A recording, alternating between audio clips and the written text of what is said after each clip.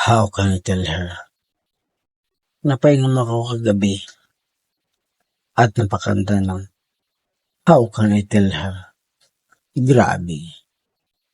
Napaisip ako ng gusto sa lyrics nito. Buti hindi ako kasali dito. Pero honestly speaking, ang hirap sa sitwasyong ito. Walang perpekto na tao. Kaya minsan, napapasumbong ka sa tao na magkakasundo kayo ng pakiramdam niyo.